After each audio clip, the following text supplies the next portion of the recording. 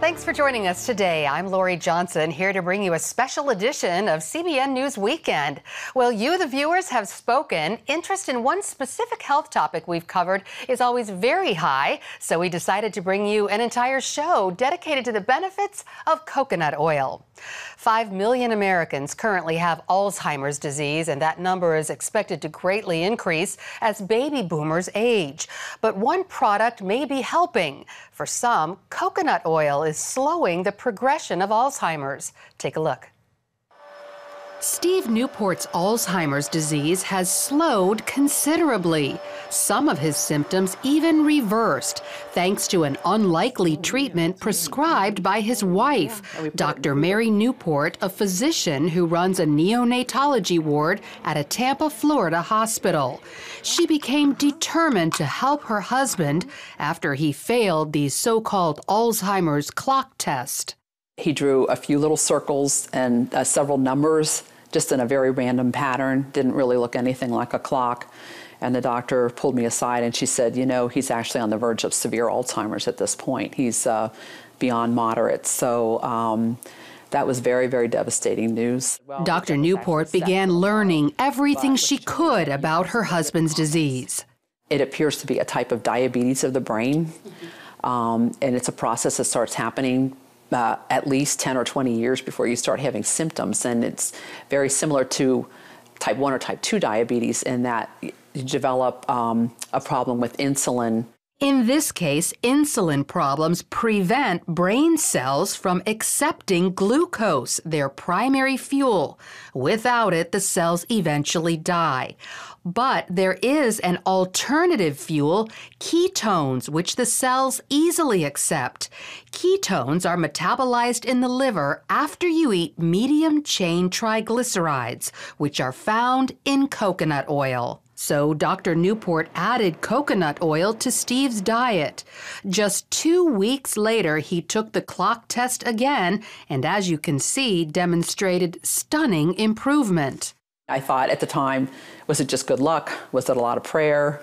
Was it the coconut oil? And I thought, well, we're going to keep the coconut oil going. Then 3 weeks later, he took the clock test a third time and continued to get better. And it wasn't just intellectually, he also improved emotionally and physically. He was not able to run, he was able to run again. He couldn't read for about 1.5 years. But after somewhere around 2 or 3 months, he was able to read. Instead of being very sluggish, not talking very much in the morning, he would come out, you know, with energy and talkative and joking, and he could find his water and his utensils. Dr. Newport documented Steve's success in a book called Alzheimer's Disease, What If There Was a Cure? She received this stack of thank you letters from other people whose loved ones' Alzheimer's was helped after they followed Steve's diet. And while coconut oil is encouraging, there's actually something much more powerful. A team of biochemists led by Professor Kieran Clark at England's Oxford University have developed a ketone ester that packs a punch 10 times greater than coconut oil. It reaches quite considerably higher levels, and you can get whatever levels you want depending on how much you drink. The problem is they need millions of dollars to mass produce it. Very expensive. And so we can't make very much of it ourselves.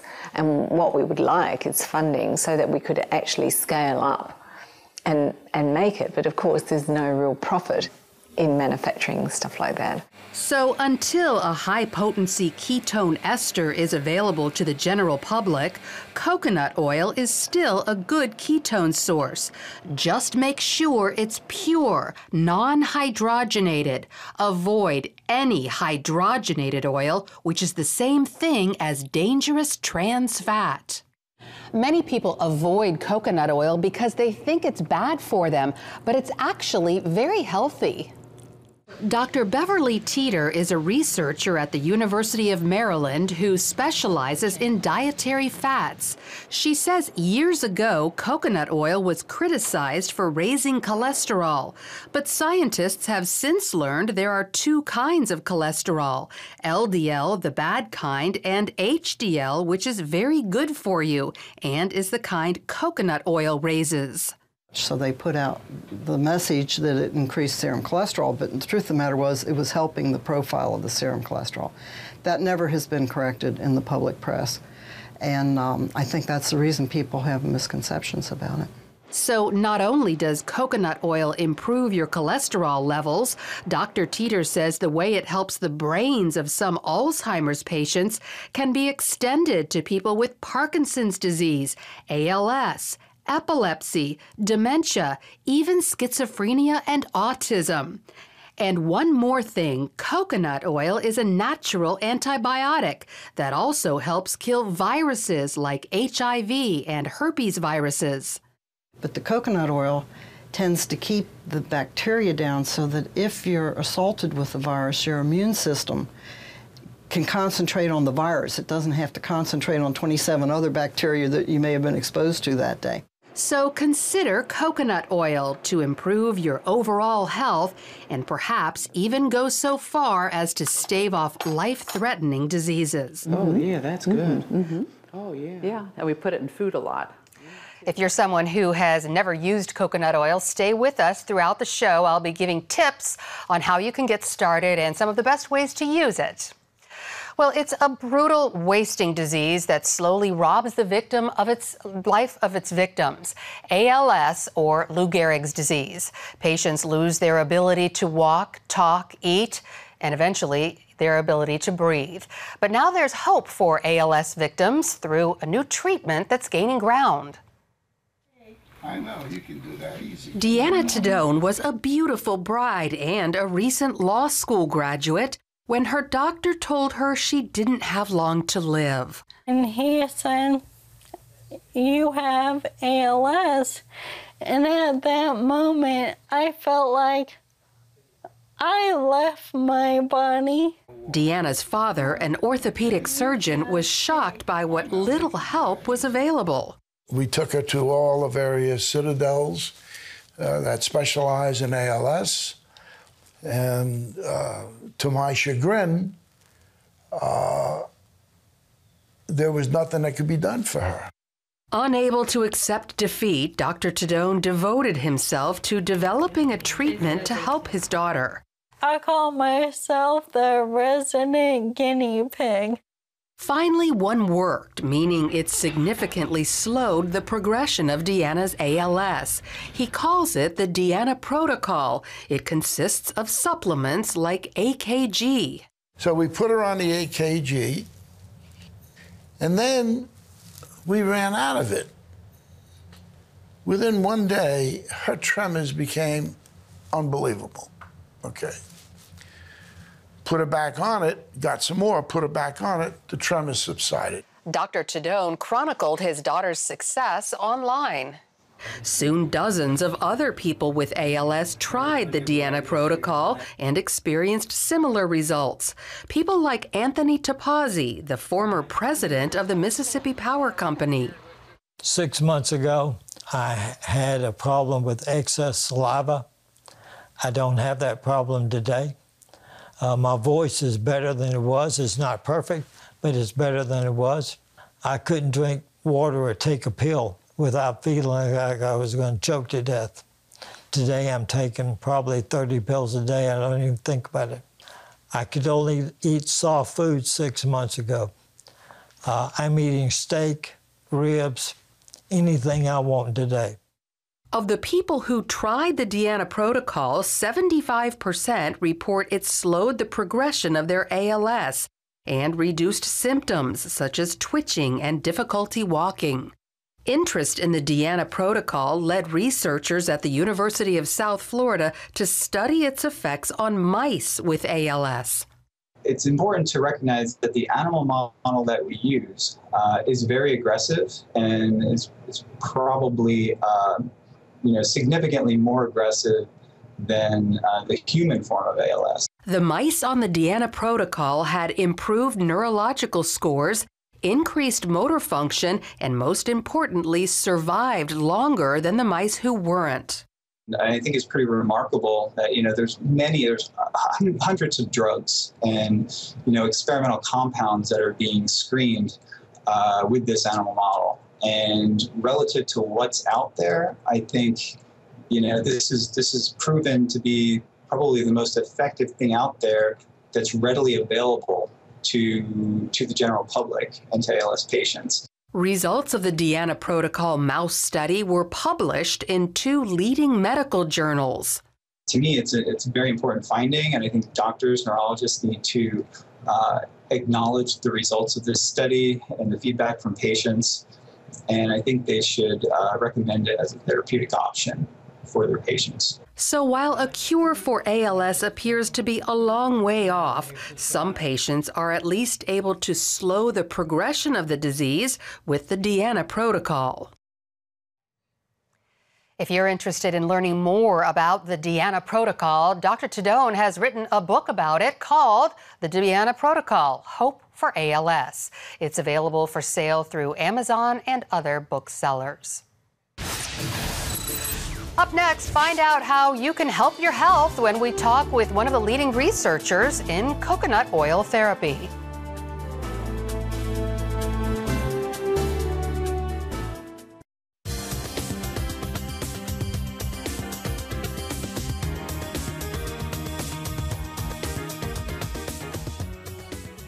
Just before the break, we showed you some non-traditional therapies for neurodegenerative diseases that are working, at least for some people. Neurodegenerative diseases are ones that affect the brain, such as Alzheimer's and dementia, Parkinson's, and ALS. Joining us now is Dr. Dominic D'Agostino, an associate professor at the University of South Florida and a researcher who is at the forefront of some of these therapies. Thanks for joining us, Dr. D'Agostino. How does your latest research support the health benefits of coconut oil? Okay, thanks for having me, Lori. The research that we're doing was actually inspired by Dr. Mary Newport, and Mary's observation of Steve responding to coconut oil interested me because we look at ketone bodies as a way to enhance brain metabolism, and we know that ketone bodies can be generated by coconut oil or the fats that are found in coconut oil, and they function as an alternative energy substrate. And they also have unique properties like anti-inflammatory properties. And also some effects that we're looking at now include an increase in brain function and also an increase in blood flow. Well, when you talk about these ketone bodies that are in coconut oil, and a lot of people wonder, are there any other foods that contain these ketone bodies? Yeah, well, medium chain triglycerides are derived from coconut oil, and these fatty acids are found in palm kernel oil, and they're an 8-carbon or a 10-carbon fatty acid.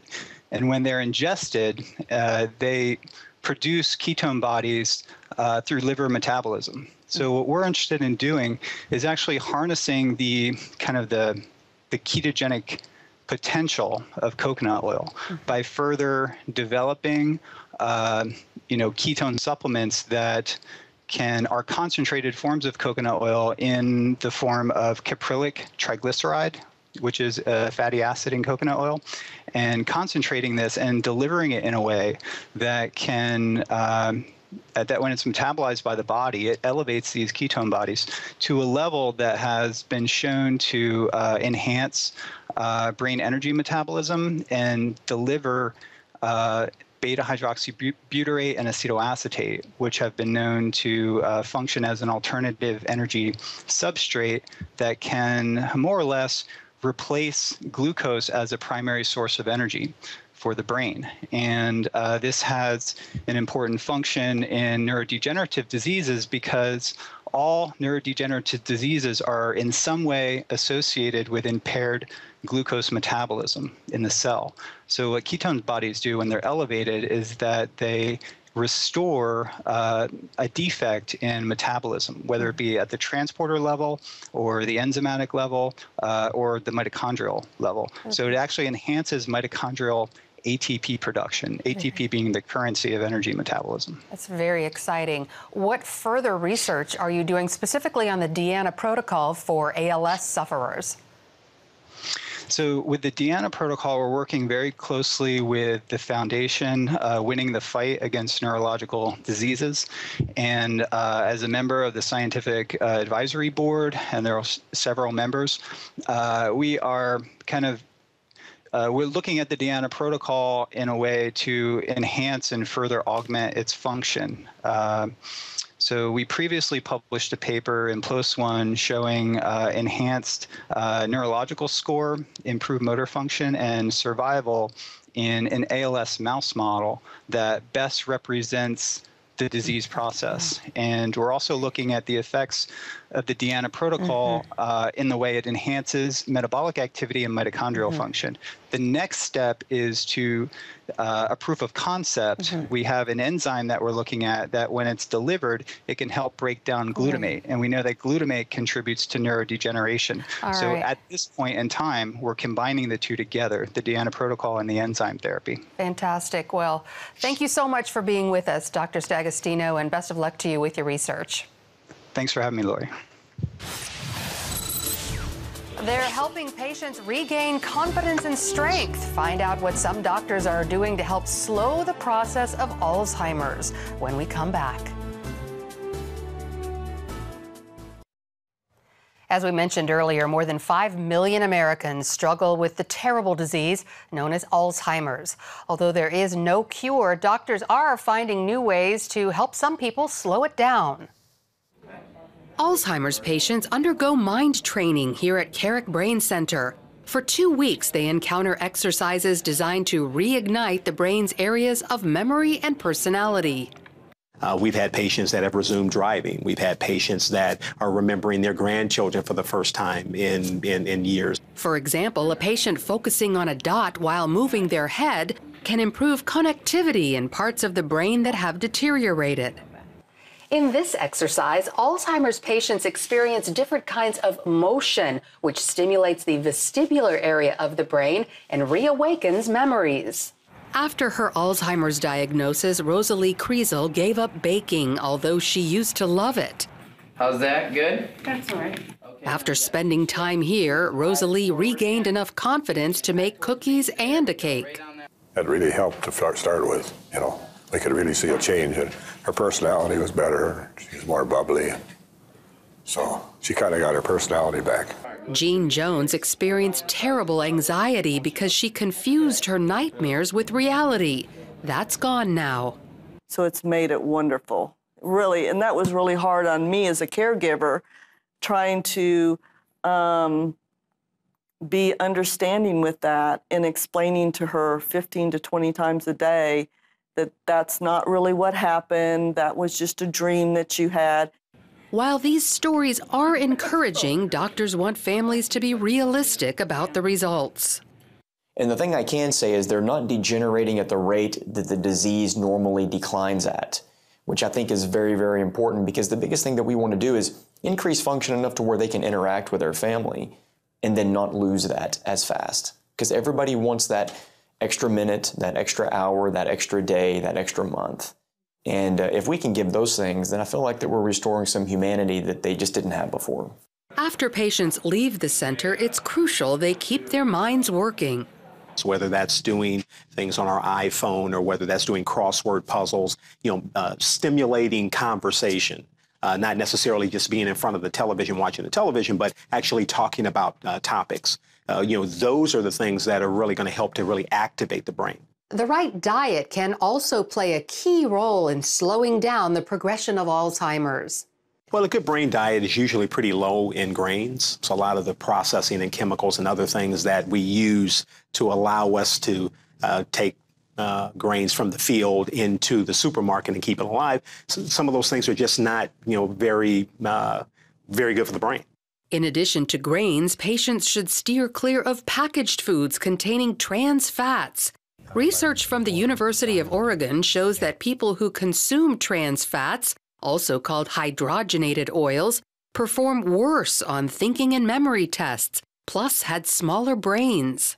We know that in Alzheimer's disease that the brain shrinks at an accelerated pace as the disease and pathology spreads to a certain part of the brain. But if you have a larger brain and more brain tissue, you might have a reserve to handle that pathology better. Scientists discovered the people with the larger brains ate diets high in vitamins B, C, D, E, and fish oil. In addition to mental stimulation and a healthy diet, Alzheimer's patients seem to benefit from a stable home life. That means minimizing chaos, keeping household items in the same place, and sticking to routines. You know, if you're adding a lot of new things into the environment, that can be a challenge for patients who are having memory issues. While lifestyle changes don't cure Alzheimer's, they can slow down the progression of the disease, which means more precious time with loved ones. If you are interested in incorporating coconut oil into your diet but aren't really sure how to go about doing it, Dr. Mary Newport, who was featured in the story at the top of the broadcast, just released a brand new book with recipes in it. The book is called The Coconut Oil and Low Carb Solution for Alzheimer's, Parkinson's, and Other Diseases. Many people just choose to simply eat coconut oil straight out of the jar with a spoon. As you can see, it has the consistency of butter. It melts at about the same temperature butter does, about 75 or 80 degrees. This has been sitting at my desk, and so it's about 75 degrees there next to my computer. Or if it's hard, you can melt it in the microwave and just take the coconut oil that way. About 1 tablespoon a day is a good place to start, but many people consume much more than that. It's great for cooking and frying and sautéing, and some Indian and Filipino cultures cook with it morning, noon, and night.